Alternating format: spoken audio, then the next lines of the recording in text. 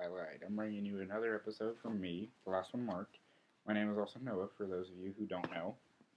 This isn't going to be an episode where I do another drop test. I don't really need to. This thing is a huge waste of time and money. Not worth it at all. I just got it with a package of my gun, pods, and of course that.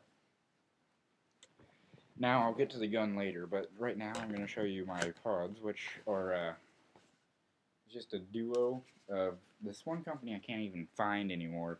It's called Indian Springs. Here. I mean, if you can find that or a website or whatever that has them, please send me a link if you can. And anyways, they're only 100 rounds, but they're still pretty handy. I mean, they say extra large on them, which I find is weird. They're only 100 rounds. And yeah, they are pretty handy. I'm ordering a new Tippmann 4-pod ejection system harness, and I'll probably still use these even after, like, have an extra thing on. And on to my second piece of equipment, I have my JT Reaper mask, anti-fog lens goggles. I have the visor taken off of it right now, just because I don't use it really. And pros and cons. Pros, the vents in it are pretty good. There's not that many of them. You still get a breeze fully and everything, but you don't suck in all of that paint when you're shot in the face. No one likes that. And another thing is it has a really good vision system. Goggles are also removable, so you can change out the lens, replace them, put in thermal lens or whatever you need to. Whatever works for you. And the one thing I don't like about this is the size. I mean, I have this thing all the way tightened, and unless I'm wearing my hat, it falls right off my face. Like, instead of sitting on my nose, it'll be down here. Alright, on to my last piece of equipment. I have my Brass Eagle Stingray paintball gun.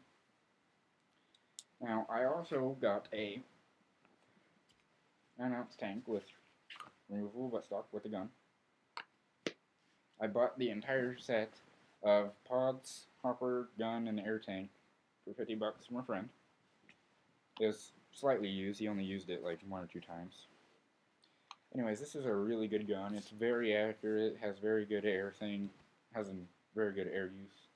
I mean, just from this 9-ounce tank, I can get like 1, maybe 2 games if I'm conservative. I mean, still works. Anyways, down to the gun. Yeah, I have a side. I have an offset mount for it. Otherwise, I wouldn't be able to put my pods or anything in because the hole would be too small. The hole is just meant for your paint rolls. So it takes a 68 caliber paint roll. You can use 50 cal, but I'd recommend the 68. Now the paint brand that I like to use are Falcon Fate paint rolls. They're my favorite so far.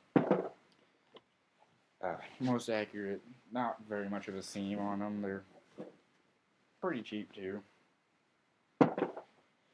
And now down to mechanics and maintenance of the gun. I'm not going to take out all the, inside parts that make it go, but I am going to take apart the barrel and the trigger and just show you that.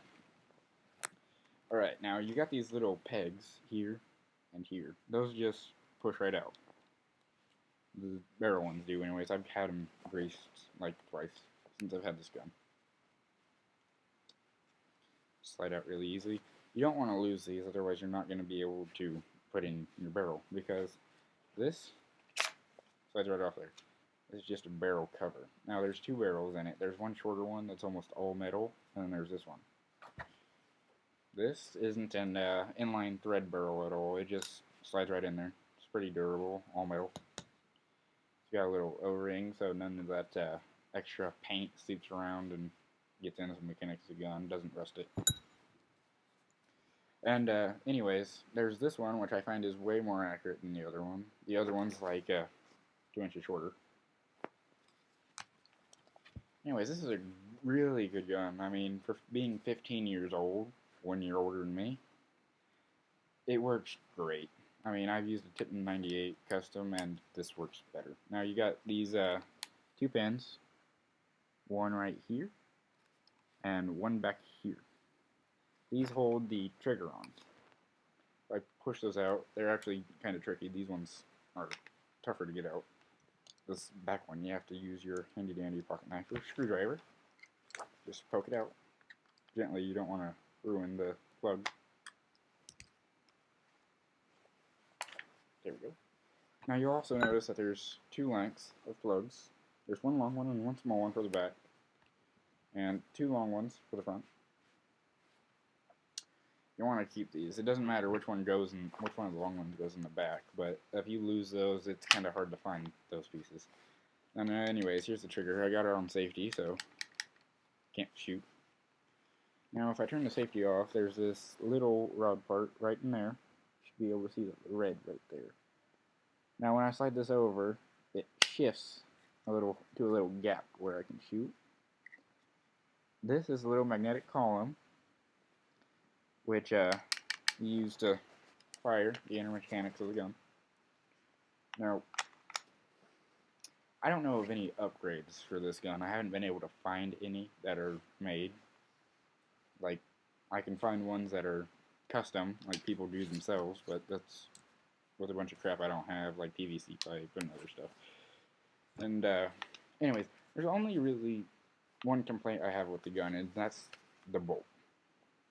I mean, this thing is small and pain in the ass to pull back.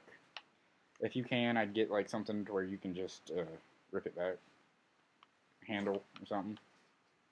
I mean, it's low profile. It's only or right hand, well, left hand, whatever.